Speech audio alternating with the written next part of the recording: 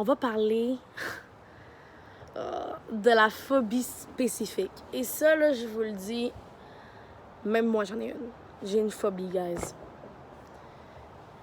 Pas très commune. Tu sais, il y a des gens qui ont peur, qui sont claustrophobes, qui ont peur des espaces confinés. Exemple, quelqu'un qui va aller dans un ascenseur, qui va pas se sentir très à l'aise, dans des endroits très petits. On a de l'agoraphobie.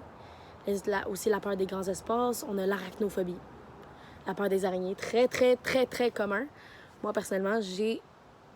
Ils disent que c'est de la coulrophobie. J'ai une peur monstre, là, des clowns. Je peux pas. Je peux pas.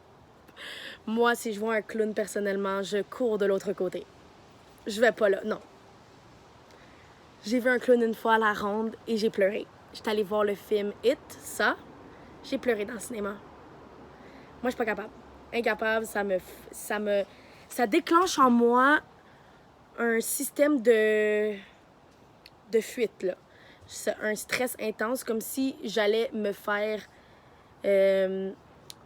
troncher à la tronçonneuse. Même si ça va pas arriver, là, ça me fait sentir comme ça. Puis, grâce à ces moyens-là, honnêtement, je me bats contre cette phobie-là chaque jour. Même s'il n'y a pas des clowns partout dans les rues, là.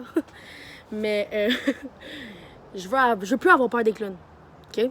Je veux vraiment plus avoir peur des clowns. Donc, grâce à ces moyens-là, ça m'aide, honnêtement. Donc, on va en parler tout de suite.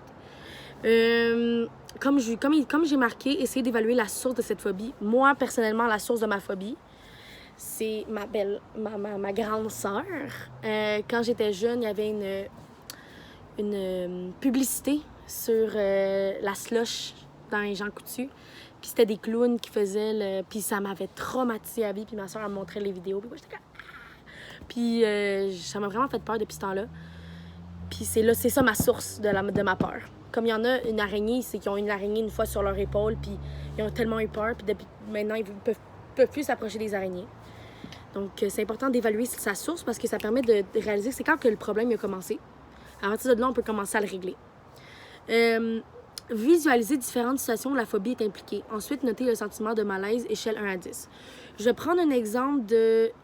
Je vais prendre un exemple de la thalassophobie. Donc, même pas thalassophobie. On prend l'exemple de l'arachnophobie, ça va être mieux pour que tout le monde comprenne. L'arachnophobie. Donc, admettons, différentes situations où la phobie est impliquée. Je vois une photo d'une araignée. C'est quoi mon sentiment de malaise sur 1 à 10? La personne pourrait dire, même voir une photo, c'est très, très dur pour moi. Ou voir une photo, je me sens en sécurité, je dirais que c'est un 1 sur 10. OK. Voir une fausse araignée en plastique. Tu vois, ils en vendent pour l'Halloween.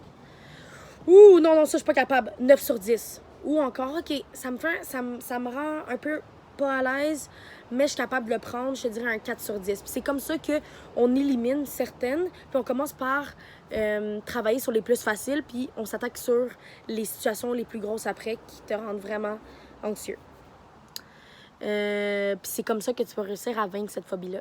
Puis si ça marche, il paraît. Je suis pas encore rendue au stade final. Clairement, si je vois un clown aujourd'hui, je cours encore. Donc, j'ai aussi un exemple.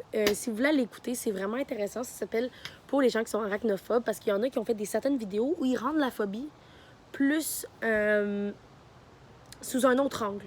Puis ça s'appelle « Lucas l'araignée » et c'est vraiment cute. Honnêtement, ça me fait presque aimer les araignées et je hais les araignées. J'ai pas une phobie des araignées, mais j'aime vraiment pas les araignées, comme la plupart des gens.